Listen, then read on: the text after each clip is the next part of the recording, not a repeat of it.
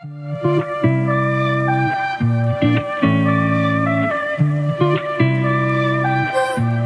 flight of the day. First one is going to Kuala Lumpur, and the second one's going to Nepal. Let's do this.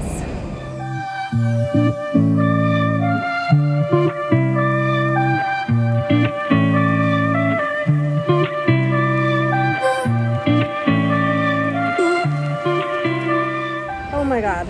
Another stressful airport experience that has ended with me sweating profusely. I just made this flight by 10 minutes. It was a nightmare. As soon as we landed, I had no idea where I was going. I had to wait in immigration, custom line. Then I had to figure out that I needed to take a train that I had to pay a ticket for to get to this terminal. I was like, what? It's not free? There's no free airport transfer? They're like, no, you need to pay. And so I paid it.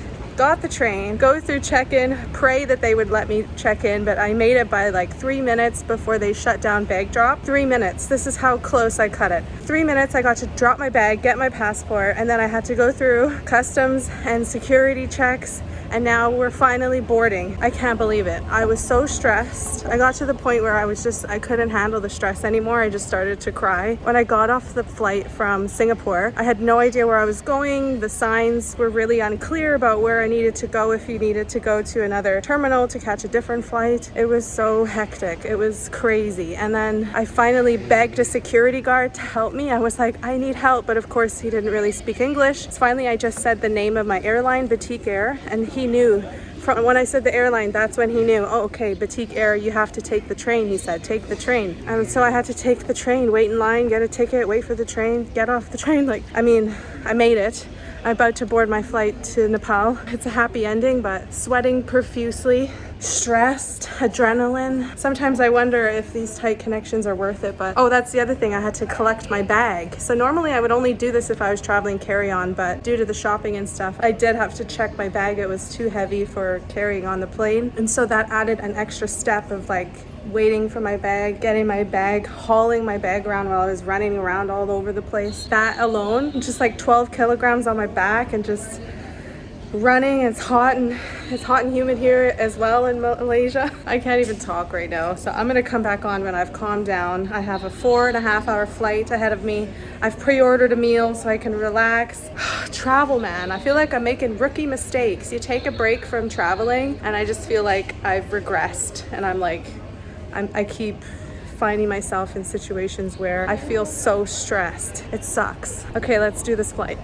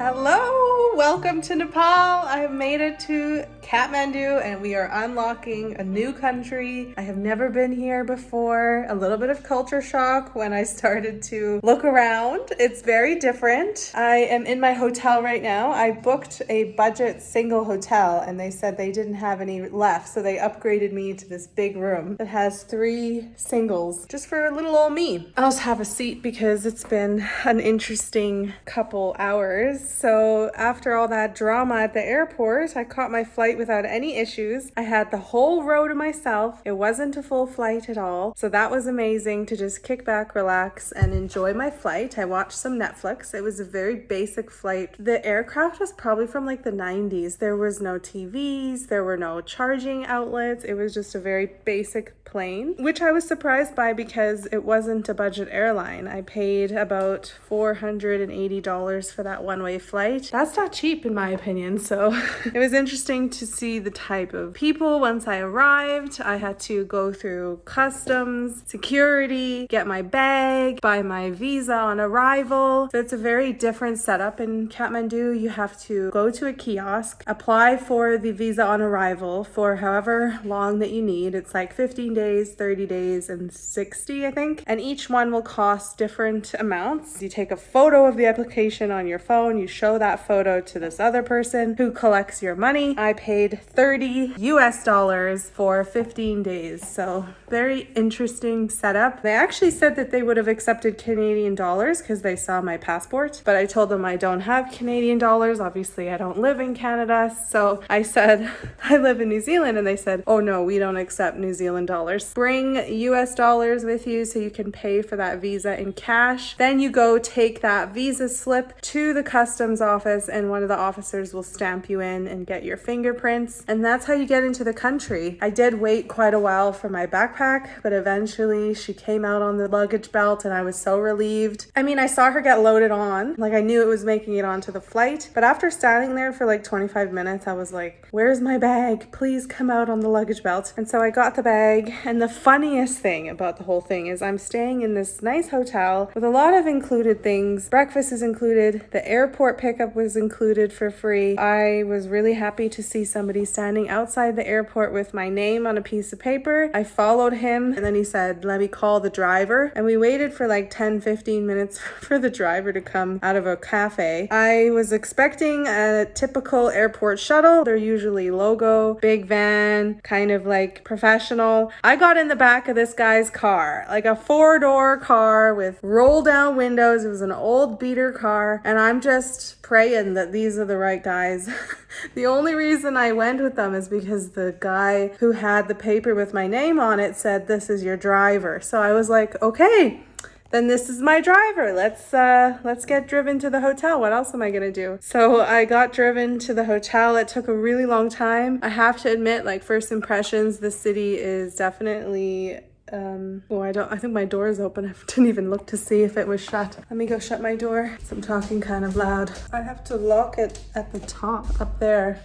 Is how I lock my door. I'm staying one night at the Oasis Kathmandu. It was just a day before the tour, so I'm a day early. And they said that if they wanted to book me in at the hotel where the tour is starting, it would have been an additional 150 New Zealand dollars a night. I booked this whole room for $52 a night, and it included breakfast and an airport pickup. So it was a no-brainer. I just decided to stay at a different hotel tonight, and all I'm literally gonna do today is get food. I'll see if there's something nearby, maybe I'll go outside, but I'm just gonna sleep because this morning I had to get to Singapore airport so early. I woke up at 4 a.m. I got about 3 hours and 40 minutes of sleep. So it's safe to say I'm exhausted. Eventually, we made it to the hotel. I was so relieved because the neighborhood seemed to be significantly improving in terms of aesthetics as we kept driving. The neighborhood close to the airport is very dirty, a lot of trash everywhere. The roads are broken up and just crumbling, and I was just thinking, oh my gosh, this is just a culture shock. First impressions is very overwhelming city, a lot of buildings that don't look like they should be lived in, but they probably are. It's such a contrast to Singapore, where every little aspect of that city is just made so pretty. The beautification of Singapore is insane. And here is the opposite. There is no beautification going on in Kathmandu. It looks very gray and very rough. Kind of dirty, dusty, smells like gasoline and the diesel in the air. I was sneezing in the back of the car, probably from all the dust already. But that's just first impressions from the airport. And then once we got into Nepal, which is where I'm staying, this is the popular tourist area. This is where a lot of the hostels hostels, backpackers are located. Of course, a lot of hotels. The other thing I need to do is get a SIM card, so I'll probably ask at the reception if it's nearby. They did sell one at the airport, but I just didn't want to buy it just in case it was a bad deal and I could get a better one in town. So that's it. I feel like I threw a lot of information at you all at once in one update, but I just wanted to say welcome to Kathmandu. I'm so excited to share with you guys the vlogs for this portion of this holiday. Singapore came to a close. I really enjoyed my time there, but I was really ready to move on and see something new. And I was so excited to arrive in Nepal. I was smiling and I was just so happy to be here. And I can't wait to share with you guys my experience. I'm really excited for the tour to start tomorrow. I think it's going to be really amazing. And I'll meet all the other people that have joined this tour. It is a 9-day tour, and I think it's gonna be an epic one.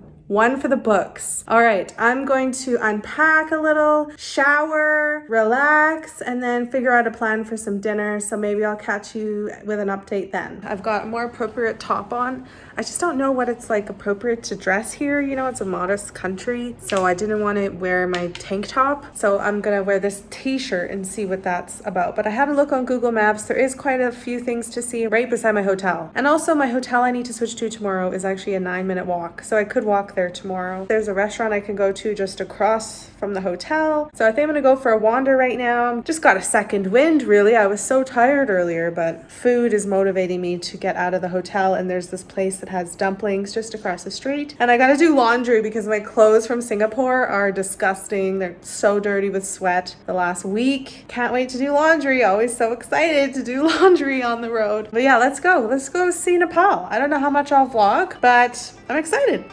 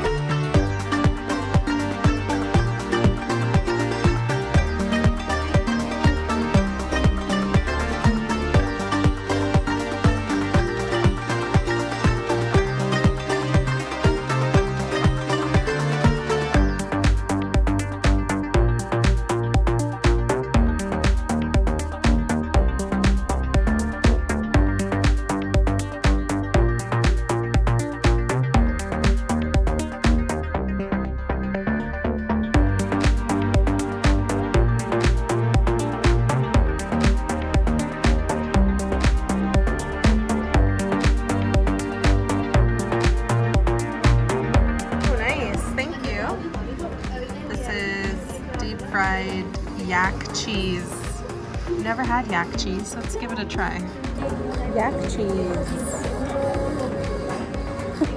They're very bright orange. I'll try it without sauce first.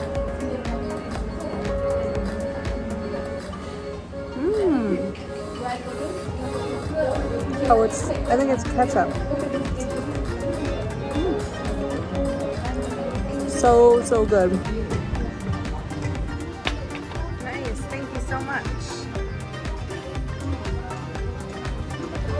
Not sure what those noodles are, but this is a curry with chicken, got rice and sides.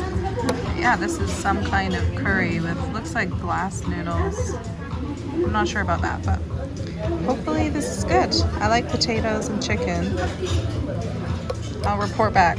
Unfortunately, that curry wasn't that good. It was pretty bland. But that wraps up my experience flying and arriving to Kathmandu, Nepal. It was a stressful start and was definitely by far the most culture shock I've ever experienced arriving to a new country. But I reckon when you experience culture shock so strongly, it's a sign that you're getting way out of your comfort zone, and that's where the most personal growth happens. Nepal definitely challenged me, and I'm so excited to share more of Nepal with you. Thank you for watching episode 4 of this vlog series, and don't forget to subscribe so you don't miss the next episode. If you've missed episodes 1, 2, 3 in Singapore, please go ahead and check them out, and I'll see you in the next video. Bye!